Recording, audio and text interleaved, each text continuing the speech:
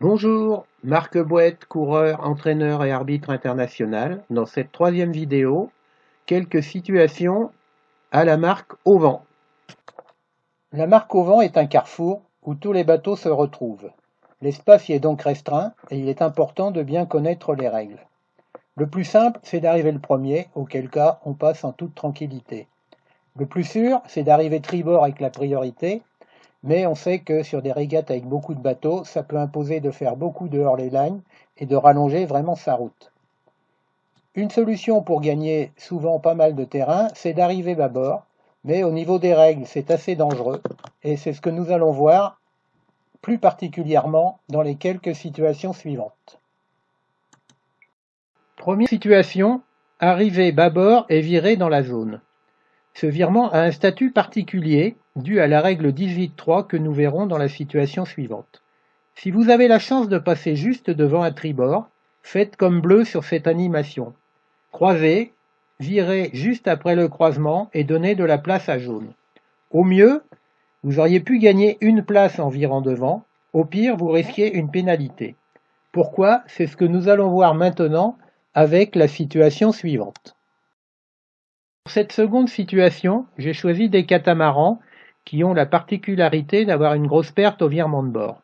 Ici, bleu aurait pu croiser devant jaune, il choisit de virer dans l'axe. En l'absence de marque au vent, pas de problème. En position 3, bleu est sur une nouvelle route au près, il est prioritaire. Mais la règle 18.3 lui ajoute une contrainte, ne pas obliger jaune à naviguer plus haut que le près. Dans ce cas, on voit clairement qu'en position 3, bleu arrêté contraint jaune à lofer plus haut que le près pour l'éviter. C'est une faute. Bleu aurait dû croiser devant comme en situation 1. Attention, cette règle ne s'applique pas sur une marque à laisser à tribord, dans le cas où un bateau de tribord vire de tribord en bâbord devant un bâbord. Dans les deux cas précédents, le bâbord pouvait croiser devant. Ici, bien que ce soit une compétition de très haut niveau, le bateau bâbord pouvait facilement abattre derrière, il y avait beaucoup de place. Il choisit d'essayer de passer, faisant une très grosse faute sur cette marque au vent. Il force évidemment le tribord à naviguer plus haut que le près.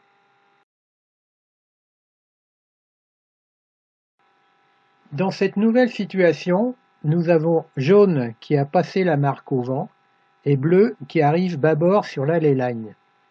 Jaune est soumis à la règle 16 en tant que bateau prioritaire. Il ne peut modifier sa route et partir au portant si bleu ne peut répondre à cette modification de route. C'est une des raisons pour lesquelles la majorité des parcours de régate comportent après le premier prêt un dogleg qui permet d'éviter ce genre de croisement. Pour la quatrième situation, nous avons deux bateaux bâbord, qu'ils rentrent dans la zone engagée ou non. Le bateau sous le vent, ici jaune, doit avoir la place de virer en respectant la règle du virement de bord, 13, et la règle 15, qui est celle de l'acquisition de la priorité. Si bleu est très près de jaune, comme c'est le cas ici, jaune n'a pas le droit de virer, il doit attendre que bleu vire et passe la marque.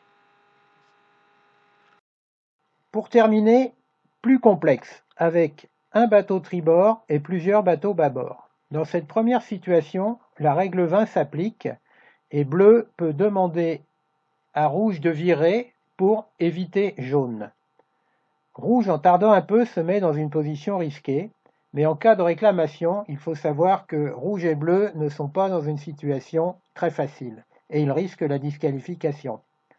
Dans la vidéo qui suit, il semble que le bâbord sous le vent puisse croiser devant le bateau tribord, auquel cas la règle 20 ne s'applique pas, il ne peut virer, et c'est ici lui qui aura le plus de risques, puisqu'il demande au bateau bâbord au vent de modifier sa route avant la fin de son virement de bord. Il en faut donc peu pour passer d'une situation à l'autre, et on voit que ça reste toujours dangereux d'arriver en bâbord. Le mieux en conclusion, pour moi, serait de dire revenir bâbord, c'est souvent bien, mais essayer de revenir, si on peut, un peu plus tôt que complètement sur la leyline, pour placer un dernier virement à 5 ou 6 longueurs de la marque, qui permettra de passer dans un trou plus étroit. Voilà pour ces quelques situations à la marque au vent. Si les règles et la tactique vous intéressent, je vous rappelle les 2 livres que j'ai écrits dans la collection Comprendre chez Voiles et Voiliers, les clés de la tactique, les clés des règles de course. Voilà, c'est tout pour aujourd'hui. Naviguez bien, naviguez propre en respectant les règles et à bientôt.